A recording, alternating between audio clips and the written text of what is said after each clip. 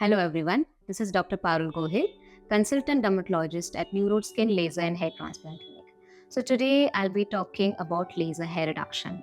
Is it safe? Who all can do it? What is the procedure? Is there any side effects? Etc. So let's begin. What all can you expect when you go for a laser hair reduction?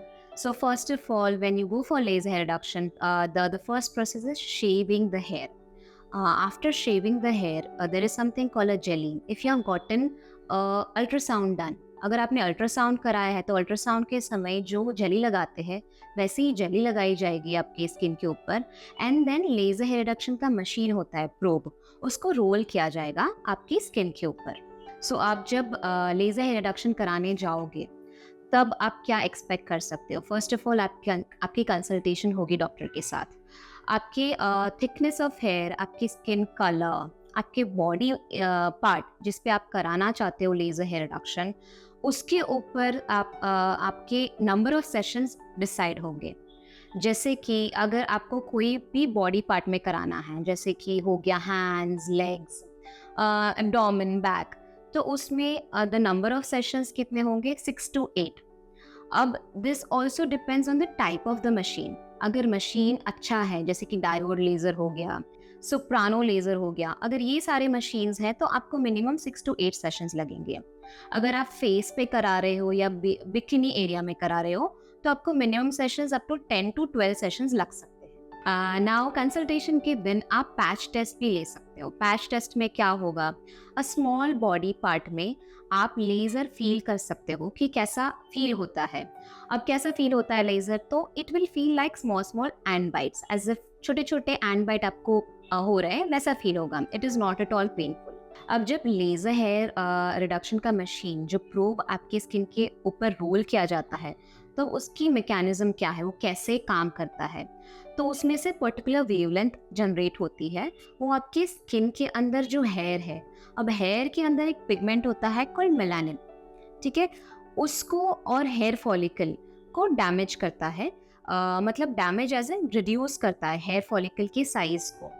तो eventually जो hair thickness है, hair growth है, वो कम होता जाएगा. Initially आपको first 2 to 3 sessions के बाद लगेगा जो थिकनेस है वो कम हो गया है, and then you will find कि पैची ग्रोथ हो रहा है. मतलब कुछ एरिया में ग्रोथ है, कुछ एरिया में ग्रोथ नहीं है, एंड इवेंचुअली द हेयर जो साइज है, थिकनेस है, द डेंसिटी है, वो सब कम हो जाएगा. That is why it is known as laser hair reduction and not removal. Reduction मतलब जो भी आपकी हेयर डेंसिटी है, थिकनेस है, वो कम हो जाएगी. वो रिमूवल नहीं है. फाइन हेयर है, जैसे कि आपके फेस के जो बाल है एकदम फाइन, वैसे आपके बॉडी के हेयर हो सकते हैं. ओके, जो अब आप फर्स्ट सेशन कराते हो, उसके बाद जो नॉर्मल हेयर ग्रोथ होगा वो 1 से 2 हफ्ते में हो जाएगा.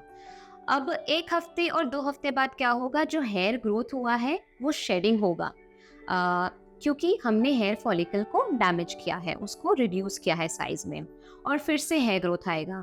That is why the minimum duration between 2 sessions, first and second session और second and third session, is always 2 to 3 weeks. आपको नेक्स्ट सेशन के लिए जब फिर से हेयर ग्रोथ आ जाए, जैसे कि आपका पहले था, तब आना है, या फिर 2 to 3 वीक्स के बाद आना है. अब आफ्टर 2 to 3 सेशंस इवेंचुअली आपको क्या होगा कि towards the end of the session hair growth आएगा ही नहीं. That means the follicle size है वो इतना कम हो गया है, और जो हेयर ग्रोथ साइकिल है वो भी एक्सटेंड हो गई है.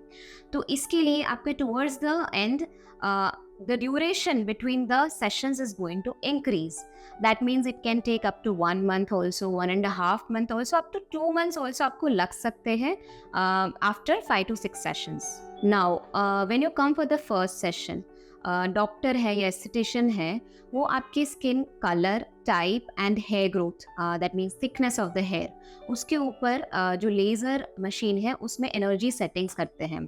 अगर आपकी थिकनेस ज़्यादा है तो एनर्जी हाई रहेगी, अगर आपका स्किन कलर डार्क है तो एनर्जी लो रहेगी, एक्सेट्रा. ये बहुत ही इम्पॉर्टेंट है. जब फर्स्ट सेशन कराते हो तो एनर्जी सेटिंग्स ऑलवेज लो रहती हैं। जैसे जैसे आपके सेशंस बढ़ते जाएंगे टूवर्ड्स अबाउट 5 to 6 सेशंस, क्या होगा कि आपकी जो हेयर थिकनेस है, डेंसिटी है, वो कम होती जाएगी, तो जो एनर्जी लेवल है वो बढ़ता जाएगा।